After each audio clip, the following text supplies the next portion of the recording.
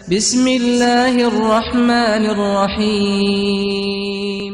میں مسجد نبوی میں کھڑا دیکھ رہا تھا، 4 پولیس والے کسی کا انتظار کر رہے ہیں۔ پھر ایک شخص نظر آیا تو پولیس والوں نے دوڑ کر اسے پکڑ لیا اور اس کے ہاتھ ہتھکڑیوں سے جکڑ لیے۔ اس نوجوان نے کہا کہ مجھے دعا کرنے کی اجازت دے دو، میری بات سن لو، میں کوئی بھکاری نہیں ہوں اور نہ ہی میں چور ہوں۔ اور پھر وہ نوجوان چیخنے لگا۔ میں نے اسے دیکھا تو ایسا لگا کہ جیسے میں اسے جانتا ہوں۔ دراصل میں نے اسے کتنی ہی مرتبہ بارگاہ رسول میں روتے ہوئے دیکھا تھا۔ یہ ایک البانوی نوجوان تھا جس کی عمر 35 ایئرز کے درمیان تھی۔ اس کے سنہرے بال اور ہلکی سی داڑھی تھی۔ میں نے پولیس والوں سے کہا، اس کا کوئی جرم نہیں ہے تو تم اس کے ساتھ ایسا ویوہار کیوں کر رہے ہو؟ آخر اس پر کیا الزام ہے؟ انہوں نے کہا، چل ہٹ، اور اس معاملے میں تمہیں کوئی بولنے کا حق نہیں ہے۔ لیکن میں نے پھر سے کہا، آخر اس کا تم لوگوں کے ساتھ کیا مسئلہ ہے؟ کیا اس نے کوئی چوری کی ہے یا کوئی ڈکیتی کی ہے یا کوئی بے حرمتی کی ہے؟ انہوں نے کہا، یہ بندہ 6 سال سے مدینہ شریف میں رہ رہا ہے، لیکن اس کا یہ قیام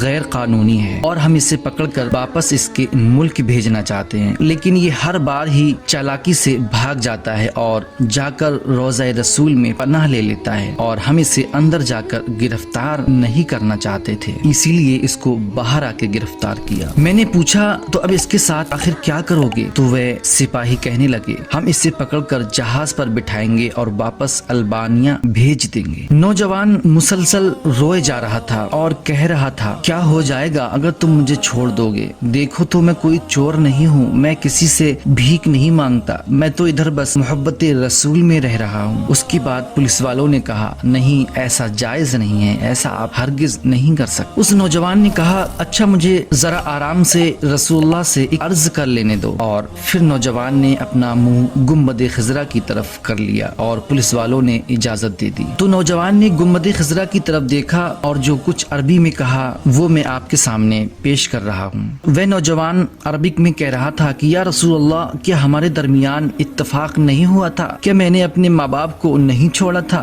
کیا اپنی دکان بند کر کے اپنا گھر بار نہیں چھوڑا تھا؟ اور یہ عہد کر کے یہاں نہیں آیا تھا کہ آپ کے جوار رحمت میں رہا کروں گا؟ حضور آپ دیکھ لیجئے، یہ مجھے ایسا کرنے سے منع کر رہے ہیں، یا رسول اللہ آپ مداخلت کیوں نہیں فرماتے؟ اور اتنا کہنے کے بعد وہ نوجوان بے حال ہونے لگا۔ پولیس والوں نے ذرا ڈھیل دی اور نوجوان نیچے گر گیا۔ ایک پولیس والے نے اسے ٹھوکر مارتے ہوئے کہا کہ او دھوکے باز، اٹھ، لیکن نوجوان نے کوئی رد عمل ظاہر نہ کیا۔ پھر پولیس والوں سے کہا کہ یہ نہیں بھاگے گا، تم حمام سے پانی لاؤ اور اس کے چہرے پر ڈالو، لیکن نوجوان کوئی حرکت نہیں کر رہا تھا، وہ آرام سے لیٹا ہوا تھا۔ پولیس والے نے کہا، اسے دیکھو تو صحیح، کہیں مر تو نہیں گیا ہے؟ دوسرا پولیس والا کہنے لگا، ہم نے تو اسے کوڑے سے بھی نہیں مارا ہے تو آخر کیسے مر سکتا ہے؟ پھر انہوں نے ایمبولینس کو بلایا، وہ ادھر سامنے والے 7 نمبر گیٹ سے ایک ایمبولینس لے آئے۔ انہوں نے نوجوان کی شہرق پر ہاتھ رکھ کر حرکت نوٹ کی اور نبض چیک کی تو کہنے لگے، اسے تو مرے ہوئے 15 منٹ گزر چکے ہیں۔ اللہ اکبر۔ سب لوگ کمنٹ میں اللہ اکبر ضرور لکھیں۔ پولیس والے جیسے مجرم ہوں نیچے بیٹھ گئے اور رونے لگے۔ وہ منظر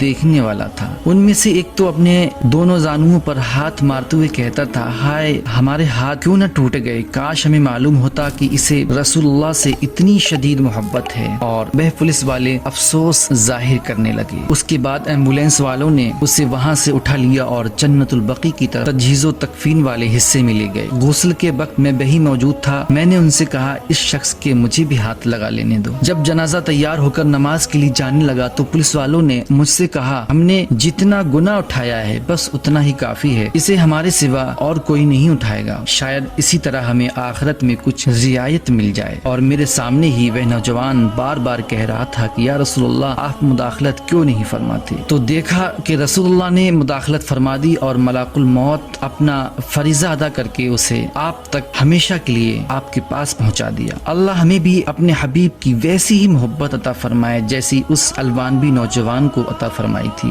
آمین ثم آمین۔ اسے کہتے ہیں پیارے آقا سے سچی محبت۔ آپ آقا کو دل سے پکاریے، وہ آپ کی فریاد ضرور سنیں گے۔ اللہ مجھے بھی اور آپ سب کو بھی مدینہ شریف کی حاضری نصیب فرمائے۔